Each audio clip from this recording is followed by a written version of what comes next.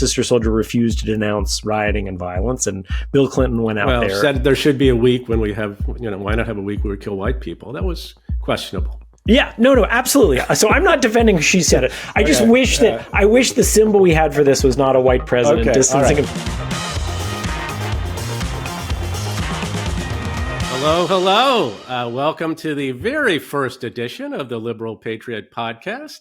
I'm your host, Ruy Teixeira, and we aim to bring you the very finest in heterodox conversation and analysis. And we also plan to have the most interesting and stimulating guests. And I can think of no better guest to start our journey on this podcast than the great David Leonhardt. David is a senior writer at the New York Times, Pulitzer Prize winner, and he sort of is in charge of the morning newsletter that is must-reading for all of us out here in New York Times and media land, and his contributions are always fantastic on that newsletter. And of course, he has a newish book called Ours Was the Shining Future, The Story of the American Dream. Came out about the same time as my new book with John Judas, Where Have All the Democrats Gone? And there's a lot of overlapping themes there, which maybe we'll get into a little bit. I thought, David, we'd start by talking a little bit about your book, which I just loved. I thought it was fantastic, beautifully written. And it's, as you say, it's the story of the American dream. And it's an incredible story. It's a story that so many of us lose track of. There's so much cynicism and pessimism today, but there's really an inspiring story there about the American dream and how it came together. So maybe you could talk a little bit about that, what the American dream was, its relationship to a sort of model of democratic capitalism that seemed to work very well for quite a while, and the sort of the component parts you talk about. You talk about culture, you talk about investment, and you talk about power. And how did those things come together to make a version of the American dream really work there for a while? Thank you, Ruy. Thanks for having me be your inaugural guest, and thanks for that nice introduction, and congratulations on the launch of the podcast. Well, thank you. A lot of people are going to be following it. So yes, when we hear the American dream, the phrase "the American dream" now, it often is used ironically or bitterly, but it really has quite a lovely history. It was coined, the phrase "the American dream," in a 1931 book by a historian named James Truslow Adams. And I would just ask everyone to pause there for a second and to think about what was going on in the world in 1931. It's pretty close to the depths of the Depression. It's 2 years after the stock market crash. Herbert Hoover is still president and will be for more than another year. And so in many ways, it was a very dark time. But James Truslow Adams, this historian, argued that the American dream, he defined it as that dream of a better, richer, happier life for all of our citizens of every rank. And Adams called it the United States' most important contribution to the world. And so from the very beginning, I think the American dream has three qualities. One, the idea of progress, better, richer, happier life, that over your life, you can expect a better life and your kids can expect a better life than you. Two, this idea of upward mobility. He says for all of our citizens of every rank, to distinguish it from Europe, where the good life was much more based on the station into which you were born. And then three, this notion of something distinctively American. He said it's the US's greatest contribution to the world. And despite the incredibly dark times when this book came out, Adams' vision ended up being prophetic. Obviously, the United States of the 1930s and 40s and 50s had terrible injustices, and in many ways, life was worse than it is today. People dealt with horrible racial discrimination, horrible sexism, horrible religious bigotry. There were many cures that we now have today that we didn't have back then. My grandfather died as a young man. He probably would not have today. So I'm not saying life was better in the 50s and 60s than it is today. But life was getting better back then at a predictable pace, not just for fortunate people. The black-white pay gap was closing in the 40s and 50s. The black-white life expectancy gap was closing in the 40s and 50s. Incomes were rising. And so we really did have this period where ordinary people could expect their lives were going to get better. Their children's lives were going to be better than their lives. And obviously, we've really lost much of that both in reality and in perception. Talk about those ordinary people a little bit. I know your family background, David, is really connects to this whole thesis of your book and the history it outlines. I mean, because in a sense, your trajectory and your parents' trajectory was part of the American dream, right? Yeah. And look, my family has dealt with some of the tragedies that I just referred to. My great grandfather was an opera singer. And sadly, that talent does not appear to have passed down through the Huh. generations. He was an opera singer who really couldn't get work in Europe because they didn't employ Jewish singers in opera. Mm-hmm. He tried to sort of hide his Judaism, but that didn't work that well. And eventually he made it to the United States. And he actually was successful. He got hired by the Metropolitan Opera to be a baritone. You can still find Robert Leonhardt on Spotify if you All search him. right. But he was Go for it. fired during World War One because not because he was Jewish, but because he was Austrian, and the Metropolitan Opera fired Right. all German and Austrian citizens. And tragically, he died alone in New York several years later. He did not go back to be with his wife and kids during the war because it was dangerous to cross the Atlantic. And then his son, my grandfather, was imprisoned in France in 1939. Again, not for being a Jew, but for being a German. He was living in Paris at the time, and France imprisoned enemy aliens, much as the US did. Many of them were Jewish because who had been fleeing Germany at the time?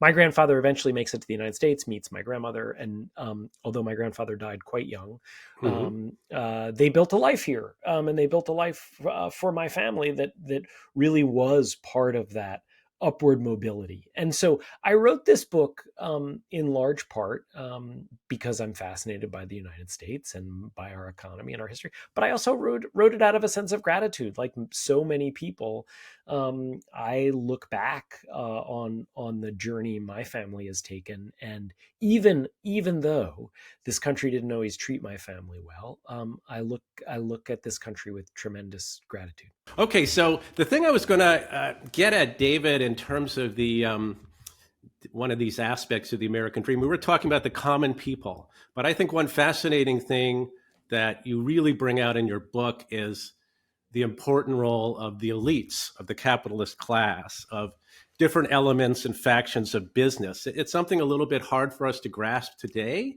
but about that sense of common purpose and sort of dedication to the common good, and a sense that they had an obligation to try to make America work better and to sort of promote investment in it and so on and so forth. And I think that's an important part of what you talk about as democratic capitalism, which kind of twinned with the aspirations of common people and their grassroots movements and so on. So, am I right that that's an Yes. important part of the discussion here? And in a way, you go from and this is another important theme of your book. I thought you go from an unsettled period where everything's up in the air, nothing seems to be working, and you sort of move into a settlement between, in a sense, the masses and the elites and the capitalists, and there's sort of a sort of agreement almost to converge on a different set of assumptions and ways of doing things. That's right. And look, I think it's easy to look at business people today, especially for people on the left, and to say they're just greedy, they're just out for themselves. That's always the way business people have been. And look, we do have a pretty selfish corporate culture today. It's a corporate culture that prioritizes people's own income. It also puts relatively little stock on our country. We don't have a particularly patriotic corporate culture today, but it wasn't always quite like that. And in the 1940s and 50s, and your co-author John Judas has done a lot of great writing about this. In the Mm-hmm. 1940s and 50s, we had a different kind of corporate elite, and so the corporate elite really did work very hard to try to prevent much of FDR's agenda in the 30s, but parts of it played a big role in passing it. And as FDR's agenda basically proves popular, and combined with World War II helps lift the US out of the Depression, you see this important shift in corporate America, which is you really see a rise of the corporate moderates. And the one whom I profile in the book is Paul Hoffman. And he really didn't like FDR. Yeah. I mean, he was a Fascinating Republican. character. He's a Fascinating character. Thank you. I just really came to be completely fascinated by Paul Hoffman. I mean, he described the New Deal as fascist, and then he starts to look around and he says, wait a second, actual fascism and communism are on the rise in other countries. If we don't produce a version of American capitalism that actually improves people's lives, we're not going to have democracy or capitalism in this country. And so Hoffman starts this campaign, this evangelical campaign, to persuade other corporate executives basically to try to produce a high wage, high profit economy as opposed to the low wage, high profit economy of the 1920s.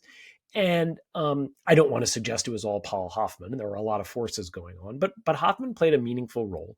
And this vision wins out. These corporate executives who say, you know, we can have a different economy and we can still do really well, they win the fight. And one of the ways that you see that they win the fight is when Dwight Eisenhower wins the presidency in 1952. And Eisenhower really is the candidate of corporate America. I mean, really, it's amazing. He wins the election, and what does he do? He flies to Augusta National Golf Course to spend 2 weeks playing golf and picking his cabinet, and most of his cabinet end up being corporate executives. I mean, Dwight Eisenhower's background was the military, but he is the candidate of corporate America. When he takes office, the top marginal tax rate is 90%. Does Dwight Eisenhower and do his corporate allies try to reduce the top marginal tax rate? No, they don't. That is a very different corporate culture than we have today. They still fought labor unions. They still wanted to maximize their profit in some ways. They still wanted to check the growth of labor unions, but they didn't want to eliminate labor unions. And they weren't as self-seeking as corporate executives are today. They were more patriotic. They cared more about their community. And I think a lot of it came from fear. They still had the fear of the Depression. They still had the fear of World War II. And then they had the fear that came from the Cold War and the rising class. And I think you know this. I try to be an optimist. And when I try to think about what, amidst all of our challenges, are some reasons for optimism, I do actually think this emerging competition for global supremacy with China does have the potential to improve some of our domestic politics and to create a little bit more of a consensus and a little bit less selfishness in some similar ways that the Cold War did 70 years ago. Yeah, man, this makes me want to dust off my "I like Ike" button. You know, what a great dude he was. You know, and it just shows the strength of the settlement that you were talking about. That sort of held America in its grip for many decades, and in a very good way.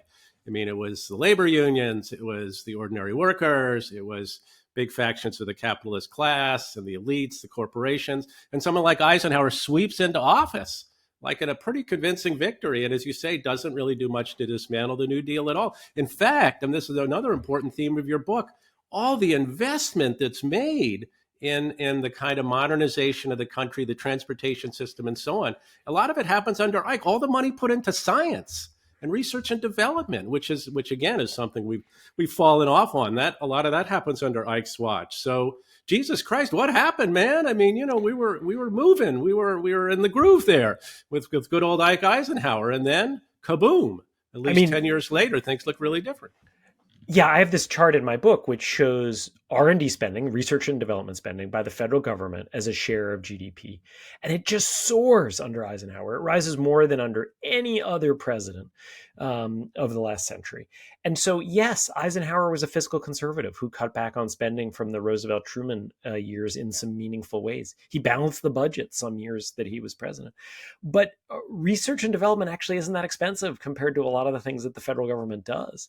And the Eisenhower administration, working with Congress, understood that if the federal government wasn't going to invest in the future, invest in science, often the private sector wouldn't do it because the private sector at this very early stage can't know what's going to be profitable. I mean, the federal government basically created the modern computer and computer industry, not IBM. IBM looked at it and said, well, do we really want to invest in this computer thing? Our punch card business is so good. And that's not because IBM was stupid. It's because that's the way research often tends to work. It's hard to know how it's going to be profitable. It's hard to know what existing businesses it's going to ruin. And so, look, the Eisenhower administration had real weaknesses, right? In some ways, it was disdainful of democracy in other countries and used the CIA to overthrow Mm-hmm. democratically elected governments. Yeah, well, nobody's perfect. Nobody's perfect. But when you look at Eisenhower's economic record, it is very impressive. The economy was strong under him, and he put in place a whole bunch of things, not just R&D, but obviously the interstate highway system, education spending, that really paid enormous long-term dividends. And then, as you just alluded to, we kind of moved away from that model. Yeah, no, I mean, the Eisenhower years, man, that was when I was growing up, moving into the new frontier and Kennedy, eventually the Great Society. I mean, we really thought the sky was the limit. I mean, the Jetsons was a very cool cartoon about the wonderful world of tomorrow that we were moving into, where we all have our, flying cars and stuff like that and jetpacks. And there was a sense of, optimism. Ours would be the shining future. So what happens between the end of the Eisenhower era and I guess basically the early 70s is kind of the cut point, right, where things start to fall apart, and we have a sort of a different set of political priorities among the corporate class that really starts to shift. So what happened? How did it all deteriorate so fast? I think three important things happen. So the first is the Civil Rights Revolution, which Mm-hmm. was incredibly important, and really did cause the Democratic Party to lose parts of the South. And I think that's the part of the story where I basically hold the Democratic Party blameless. Mm-hmm. If the Agreed. Democratic Party was really going to be the party of the people, it couldn't continue to be the party just of the white people. Mm-hmm. And so the Democratic Party embraces civil rights, and this really does cost it a large part of its support in one region of the country. And that, as the Republicans become the party that aren't the party of civil rights, that's always gonna first of all increase polarization, and secondly hurt the Democratic Party. The second thing that happens is we have the incredible oil shocks of the 1970s. The Yom Kippur War starts when the Arab countries invade Israel in October 1973, and that causes this huge increase in oil prices. Oil prices basically never come back down because OPEC realizes that they now have power and they can keep it higher. And then Mm-hmm. the revolution in Iran in 1979 leads to another kind of boost in oil prices. So what happens is that just is like a massive price increase for all Americans, and it causes people to doubt whether our economy and our society still work. And yes, government policy played a role there. LBJ's inflationary policies, guns and butter, contributed to it in a meaningful way. But the biggest thing there was the oil shock. Again, I think it's kind of hard to blame the kind of old establishment for that. The third thing is the area where I'm most critical of the Democratic Party, which is Mm-hmm. over the course of the 1960s, the Democratic Party increasingly becomes the party of more elite people. It increasingly becomes the party of college graduates. And as I was going through this history, I mean, there really are some incredible echoes with today. Crime starts rising in the 1960s. Liberal publications like The Nation and The New Republic deny that crime is rising. The Democrats basically say we don't want to talk about crime. Somehow that's not an okay issue to talk about. Well, Mm-hmm. in fact, both white and black voters were really upset about crime. The one candidate who really got this right, I think, was RFK. He was both the candidate of civil rights and the candidate of law and order. You really could be both. And so you bring all these things together, and what you have is rising economic dissatisfaction in the 70s because of inflation and oil. And you have the Democratic Party turning away from many of the social and cultural views of working class people on crime, on patriotism, on busing. And look, I think people should make no apology for insisting that schools be integrated. I think the Mm-hmm. notion that the way we should integrate schools is take a bunch of kids and force them to be bused far from their home was destined to be extremely unpopular politically. And I don't blame people for saying, I don't want my kid Mm-hmm. being bused 30 minutes away when there's a school 5 minutes from my house. And you sort of put all this together. Americans are less satisfied with the economy. Democrats are increasingly adopting the social views of more professional, affluent college graduates. And that creates this opening for a more radical Republican Party, not the Republican Party of Eisenhower and Nixon, but what will Mm-hmm. become the Republican Party of Reagan, to say the solution is all to get government out of the way. I think that solution ended up failing the country, but I understand why people were attracted to it in the moment. Yeah, I mean that's kind of a multifaceted explanation of how the Democratic Party evolved at the time, and how the working class started bailing out from the Democrats, particularly the white working class. And what's interesting about that is a multifaceted explanation that has economic, cultural, racial components. Is I think for a lot of Democrats, people on the left, as they look back in that era, they have one variable model: race. It's all about race. There's no other explanations need apply, so to speak. All we need to do to understand the bailing out of the white working class from the Democratic Party is that they were racist and they were resisting the way the Democrats were moving on civil rights. But what you're pointing out is that there's so many things that are going into this pot. And to a greater or lesser degree, these things influence different types of workers at indeed in different areas of the country in different ways, but it all sort of goes in the same direction of undermining the connection between Democrats and the left and the working class. And you had a lot of, I thought, a very interesting part of the book where you talk about the new left versus the old left, right?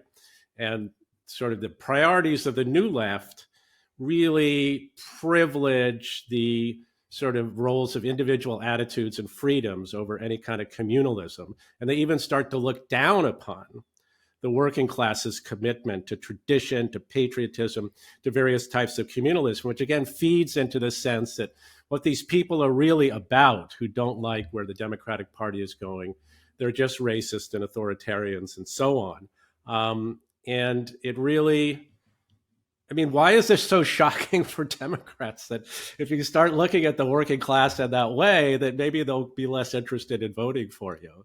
I mean, people aren't stupid. If they think that you think that they're reactionary skunks, it doesn't go over too well with people. No, that's right. I mean, people can often sniff out disrespect, right? And I think the way you put it is important. I mean, an individualistic economy and society, which was a big part of the 1960s New Left, this idea of individualism, which certainly had positive aspects. I mean, the conformism of the 1950s was stultifying to many people. Yeah, absolutely. And often deeply unjust. But the notion that the route to a better society is through individualism, that's a lot easier if you're privileged, right? That's a lot easier if you've graduated from college and you don't have to worry so much about being able to make a decent wage. And I do really think that I agree with you when many Democrats look back on what happened in the 1960s, the story they tell is it was all about race and racism.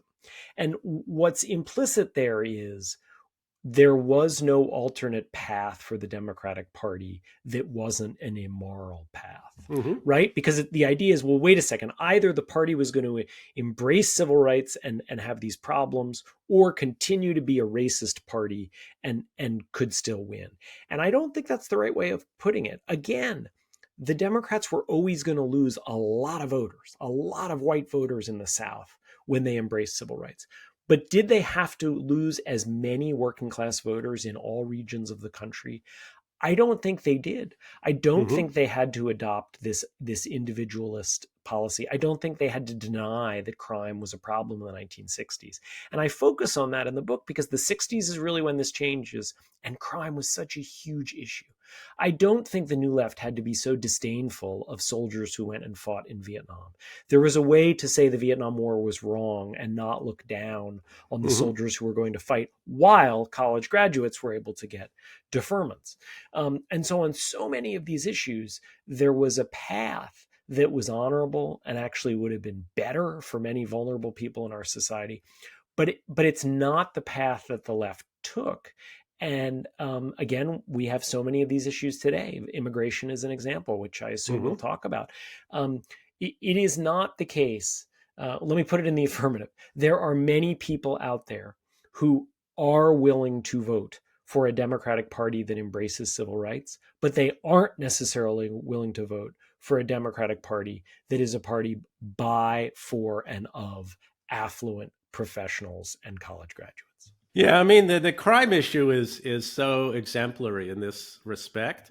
I mean, I knew this before. I know the history some, but rereading your chapter was just realized how crazy the response of Democrats was to the issue of crime and law and order in the 60s and early 70s. I mean, what were they thinking? I mean, ordinary people were furious about this. And of course, not just white working class people, but black working class people as well. I mean, this was devastating communities. Everybody hates crime. And the only people who don't really hate crime and are willing to be sort of blasé about it are people who insulated from it. So it really was a marker, I think, of how the party was evolving and its increasing base and influence by college-educated people who were somewhat insulated from this stuff. But what's extraordinary when you think about it is that was then, and here we are, 50 years later, more, and we see the return of some of the same kinds of debates about crime and whether it's really a problem. It isn't just ginned up by Fox News, what I call the Fox News fallacy. We had the whole defund the police kerfuffle. I mean, this is really pretty strange. I mean, why can't Democrats get it through their thick heads that people hate crime? And when they're worried about crime, the proper response is not to offer them alternative statistics or implicitly imply they're racist, but figure out a way to do something about it. Back to our hero, Bobby Kennedy. I mean, he had the formula there, right?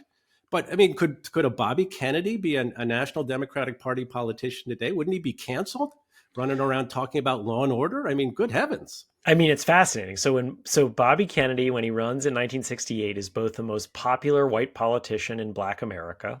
It was clear both from the way he was discussed, the way he was received at Martin Luther King's funeral. There was also a poll that asked Black Americans, who would you like to be president? They gave them all the candidates. It's not hard to guess who was last, George Wallace. And Bobby Kennedy was first. And he said, I'm running as the law and order candidate. Right? He refused to cede that issue to Mm-hmm. demagogues like George Wallace.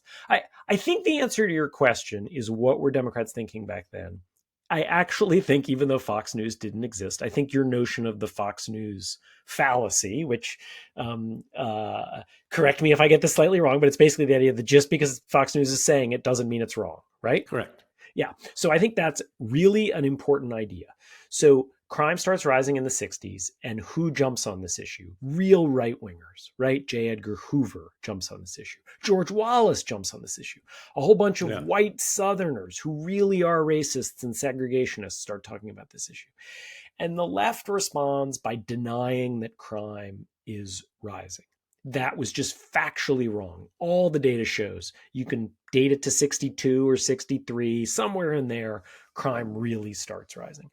And so I just think it's this tremendous mistake. And we've seen it again in our era, right? Donald Trump said, open the schools. And a lot of people on the left said, no, we must keep the schools closed. In retrospect, it is abundantly clear that keeping schools closed for as long as we did under COVID amen, was a brother. terrible mistake. Tragic mistake. Tragic mistake. And so I think I think it's a really important thing for people on the left who want to build a better society and who want to protect vulnerable Americans and who want to reduce the amount of racism in our society and sexism in our society to remind themselves of.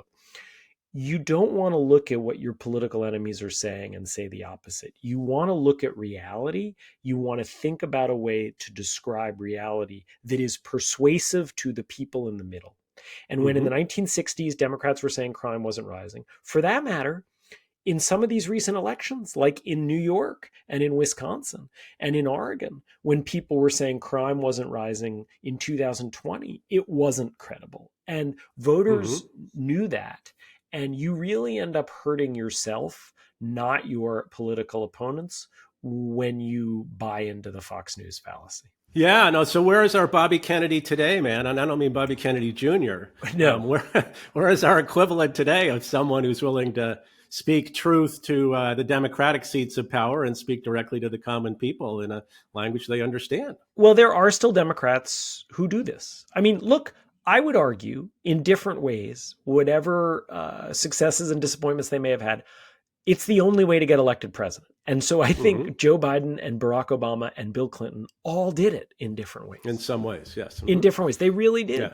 And I mean, you know, you've walked through this. Barack Obama did so much better with working class voters than John Kerry did before, or than Hillary Clinton did after. And so there are ways to do this. John Fetterman does it. Amy Klobuchar has done it in Minnesota. Raphael Warnock has done it in Georgia.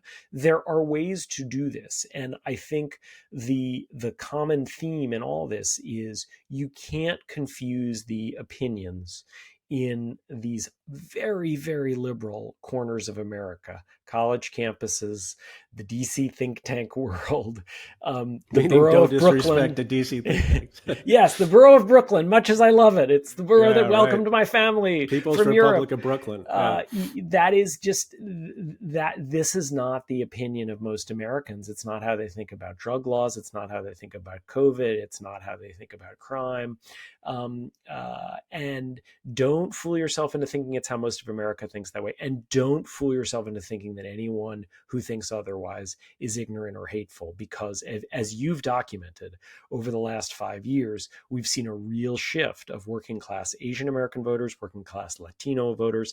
And although it's smaller, it's noticeable in the data, working class Black voters away from the Democratic Party. And the one thing that I keep wanting to say to progressives are, you have such an honorable, glorious history for speaking up for vulnerable Americans.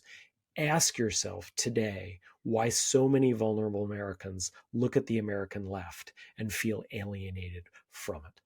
Yeah, no, and your latest poll, David, the Times poll, where Trump has I believe, a 5-point lead. Non-white working class voters, so Black, Hispanic, and Asian working class voters, give Biden a whopping 6-point lead over Trump. 6 points. I mean, that is catastrophic. I think Barack Obama carried them in 2012 by 67 points. Biden carried them in 2020 by 48 points. Your earlier poll had it down to 17. Now it's 6. I mean, this is like not a good trend. And yeah, they need to, and I think what you're saying is the left needs to ask themselves, why are these people who are both to some extent victims of racism and victims of the class system, why are they suddenly bailing out in such large numbers? But how about this as a proposition? I mean, I think we agree on what some of those reasons might be. But what about the argument that, well, given that it's such a Brahmin left party now, and given the strength of the left in the party, the progressive left, which really is a Brahmin left, I think, given the decline of the labor movement, how are the Democrats going to get their sort of act together, get the courage to take that kind of a, Bobby Kennedy approach to dealing with the problems of working class people and speaking to them in a way that actually they recognize their own problems being spoken of in a way that's not condescending. I mean, in other words, are the Democrats too much of a Brahmin left party now to make that turn? Are the college educated sectors of the party so influential and so committed to their social priorities, which for them may be way more important than sort of a new model of democratic capitalism, which I think is what you and I would be in favor of? I mean, they may give lip service to the idea, but when push comes to shove, they're more concerned about other things. I mean, you were bringing up the issue of immigration. Look at what their commitments are on the issue of immigration and the border, and their real reluctance to see Biden and the Democrats take any kind of really decisive action on border security. I mean, this is all part and parcel of how the Democrats have become a Brahmin left party, and maybe it's kind of hard to turn that battleship around. I don't mean to be a gloomy Gus here, but I do think that that's something I do wonder about. Yes.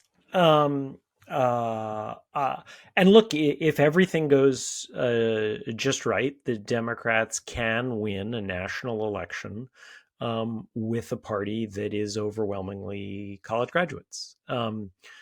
Hmm. I still think that is a future that is pretty dark for the Democratic Party for the following reasons. Everything has to go really right for the Democrats to win without very meaningful levels of working class support. Democrats don't need most white working class voters, Hmm. um, uh, but they can't barely be winning non-white working class voters, and they can't be getting absolutely trounced among white working class voters. They need to do better with working class voters to win comfortably. So, one, I think it's really hard for the Democrats to win if they continue hemorrhaging working class support. Two, I think there's some really scary strains in today's Republican Party. This is not an original idea, right? These are parts of the I've heard Republican that. Party I've heard that. that reject some fundamental tenets of democracy, like the peaceful transition of power. Um, uh, and so I think that from the standpoint of the Democratic Party, kind of saying, well, wait a second, what would the stakes of our losing be? The stakes of losing may be quite high right now. And so I think that if what the Democratic Party wants to do is win, which really is what political parties should want to do, Hmm. the idea of attracting more working class support than they recently have is vital to not just winning the presidency, but putting together a governing majority, given that working class people disproportionately live in lower population states, which means the Senate gives a boost to working class people. Um, that may sound like good news if you're a progressive, but it's not good news if you're a progressive who can't win working class people. And so I think really to win and to govern, the Democrats need a very sizable amount of working class support, and it's something they're struggling with. And look, I don't. I do think immigration is a part of why Democrats are struggling now.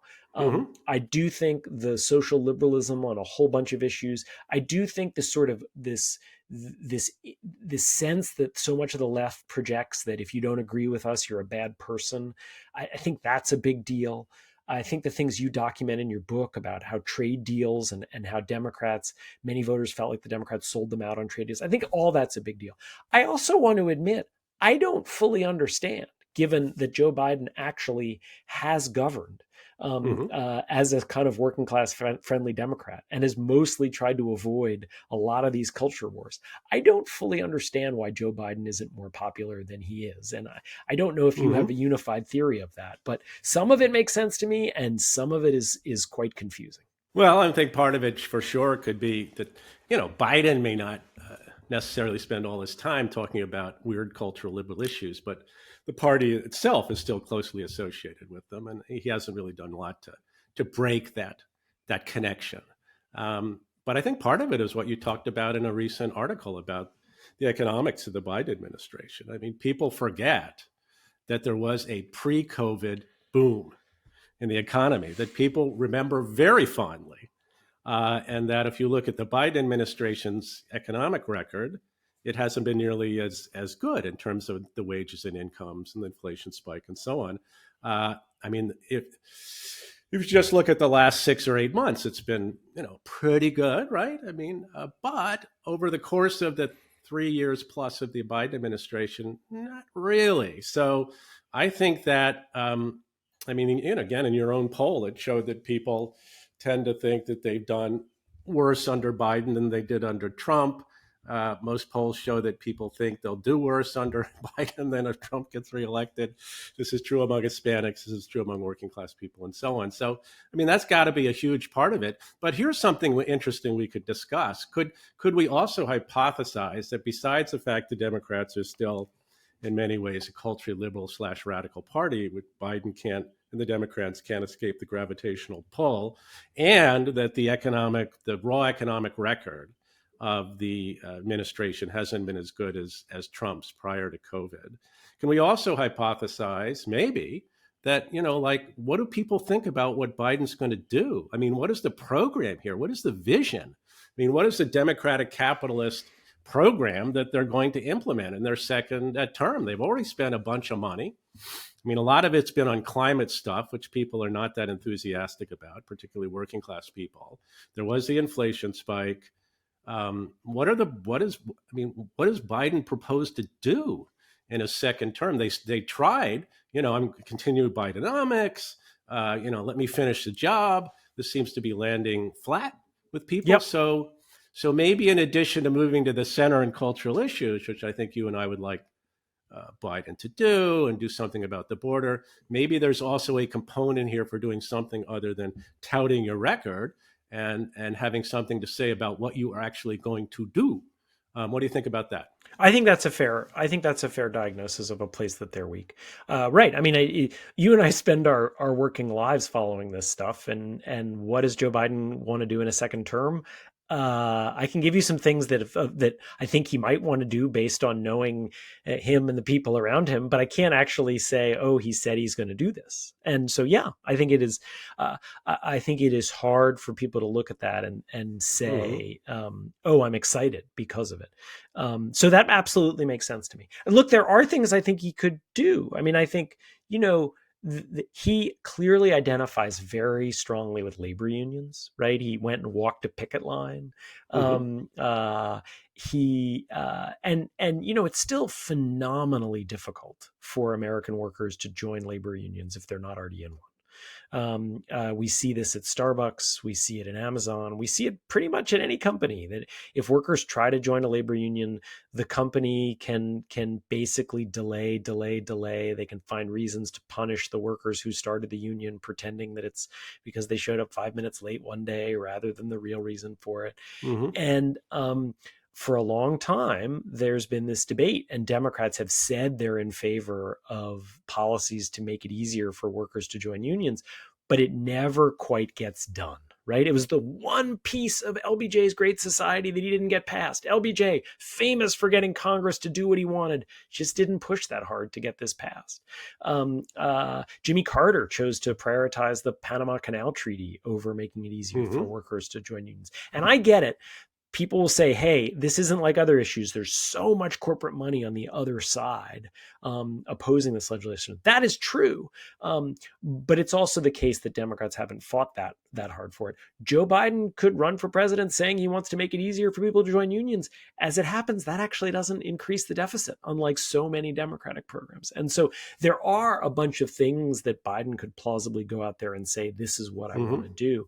And I agree with you. I think it's a kind of a second order effect of his age, which is he has just been less energetic about some things than I think a younger candidate might have been.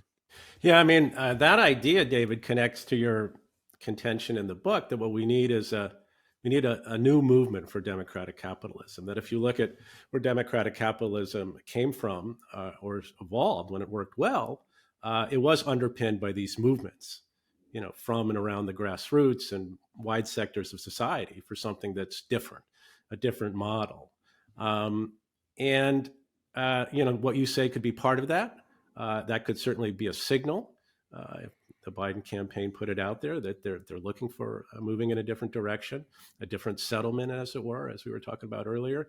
But back to the question about the Brahmin left. I don't think the Brahmin left is that interested in that. I mean, there's some other stuff. That's why the campaign primarily at this point is about abortion and defending democracy, abortion rights and defending democracy. And there doesn't seem to be maybe could be a result of his age. There's not a driving sense. We need a theme. We need to galvanize people, the common man and woman, the working class, in a way that isn't just going to resonate in the hallowed sectors of Montgomery County where we both live, right? With all these like blue, highly educated voters. So I think it's hard. I just think there's so many people out there who are big contributors to the Democratic Party, activists, the shock troops. What really animates them isn't, they don't wake up in the morning and say, how can I drive a movement for democratic capitalism in this country? It's more, how can I preserve abortion rights? Not that that's not important, but, if you're really talking about creating a new movement in America that would develop the power and the momentum to generate a new economic model and a dominant Democratic Party, it's a little hard to see how you get there from here. Maybe I'm, again, being too gloomy, but I do wonder at this point how we're going to get there. I think you're right that this issue, labor, and it's just one example, doesn't animate, say, left-leaning think tanks the way other issues do. However, this isn't something that splits the left, right? Mhm. Immigration legitimately splits the left. I mean, huge numbers of very progressive Americans genuinely believe the United States should let in many more immigrants and not worry so much about what the law says, and just let in many more immigrants. We're a rich country. We let them in. It makes their life better. I think all that's true, actually.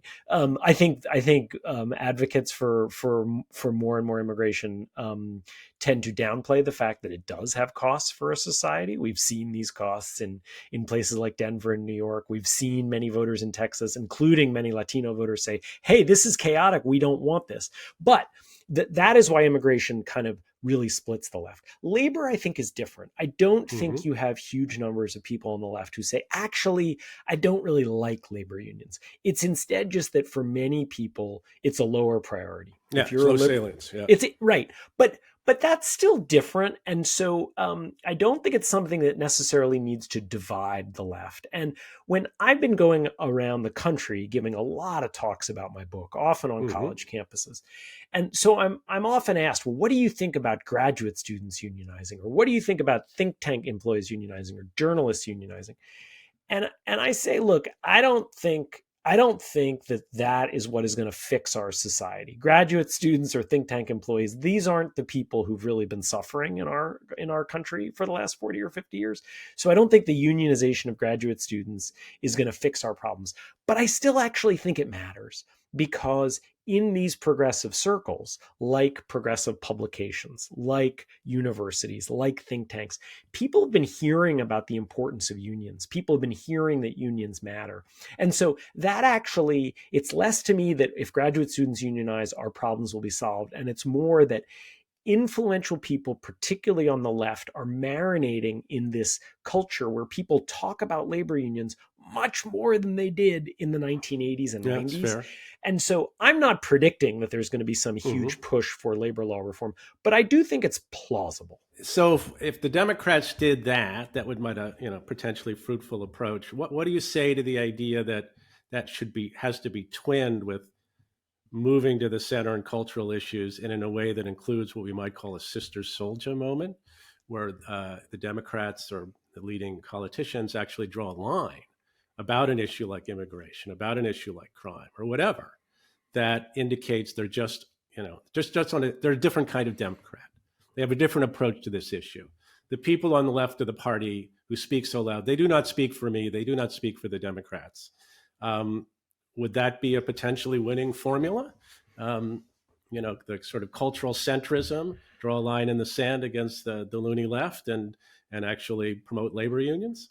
I mean, so setting aside labor unions, I think it's, again, kind of important to look at the history here, which is Sister Soldier is not my favorite example, just because this country does have such a terrible history of racism. And you know the actual history, which is Sister Soldier refused to denounce rioting and violence, and Bill Clinton went out there. Said there should be a week when we have, why not have a week where we kill white people? That was questionable. Yeah, no, absolutely. So I'm not defending she said it. I just wish I wish the symbol we had for this was not a white president distancing himself. But look, the basic idea is clear. The basic ideas, and look, Barack Obama did it as well, right? I mean, in multiple ways, Barack Obama signaled to voters, hey, I mean, he on certain issues signaled that he was to Hillary Clinton's right?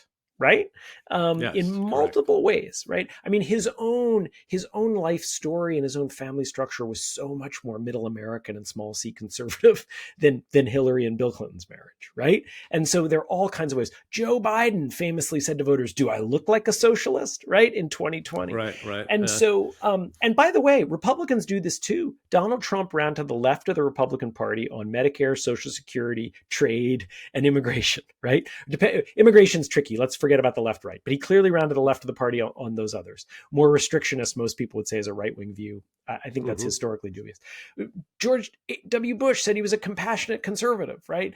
And so basically, for decades now, to win the presidency, it has been impossible without signaling to American voters on some major issues, I am closer to the middle than my party. And so if you then marry that with what are the ways that the Democratic Party is most out of step with public opinion, we know it's on these social issues. The Democratic Party is terribly out of step with public opinion on immigration. I mean, really badly. Biden has tried to move them closer to public opinion on it, but that's after years of not. The Democratic Party is out of step with the American people on a whole bunch of other issues, on things like how patriotic are you? How religious are you? Among other issues. And so the short answer to your question, which I'm not giving, is yes. When you combine history of how to win the presidency with the present day data on how Democrats are out of step with public opinion, they would absolutely help themselves by doing this. They can still point out that Republicans have become horribly out of step with American public opinion on abortion because they've gone so far right. So this doesn't always have to be moving toward the center. You can point out the ways your opponent is extreme. But what so much of the left has basically refused to do is grapple with the ways that the American people are actually decidedly moderate, and not just the American people, but particularly working class people of all races are decidedly moderate on a long list of issues. Well, David, I'm forced to agree with you on all of the above. Well put. Maybe we'll just close here by talking a little bit about patriotism, because I think that was, again, a big theme of your book. It's one of my little hobby horses. I mean, is it not the case that it's almost impossible to form a sort of potent political movement and a new model of democratic capitalism, and to make the Democratic Party the party we wish it was, without patriotism, without a sense we're all in this together, and America is actually a pretty great country, and we want to make it even better? I mean, so what is it? I mean, isn't that in fact unavoidable? And isn't it in fact at least a little difficult at this point? Because so many people on the left have decided the only way to talk about their country is how ashamed they are of its history. Yeah. I mean, look, think of it this way. When you're running for president or you're running for Congress, you're running to help run the United States of America. In almost any setting, people want the person in charge to like the organization they're running. Right? I mean, imagine that you're a basketball fan. Do you want your basketball coach to say, my team kind of stinks, right? Like, I think some of the other teams, terrible. Yeah, I like some of the other teams better, right? That's not the way the world works. And you just look at history. The civil rights movement carried American flags while marching for civil rights. And think about what an incredible favor it was to them when their counter protesters held up Confederate flags, right? The flag of treason. The labor union of the early 20th century brought enormous American flags to their rallies. More recently, the gay rights movement used the military in the 90s as this thing that they said, let us join the military. That is patriotism. It worked. The gay rights movement achieved marriage equality and these other rights so much more rapidly than people expected. So yes, I think patriotism is incredibly important. I think if the left cedes it to the right, the left is doing an enormous favor to the right. And maybe I'll leave us on this quotation from the labor historian Nelson Lichtenstein that I just love. Here's what he writes. All of America's great reform movements, from the crusade against slavery onward, have defined themselves as champions of a moral and patriotic nationalism, which they counterpoised to the parochial and selfish elites who stood athwart their vision of a virtuous society. So the connection, Ruy, between patriotism and progressivism is long and proud, and progressivism will be much more successful if it is willing to embrace patriotism. Beautiful, beautiful. I love that quote. Well, thanks, David, for being on the very first edition of the Liberal Patriot podcast. And I urge everyone to buy your book. In fact, if you haven't done it already, shame on you. And hopefully we'll have you back sometime. I would love it. And I look forward to listening to the podcast. Thanks for having me. Hey, thanks.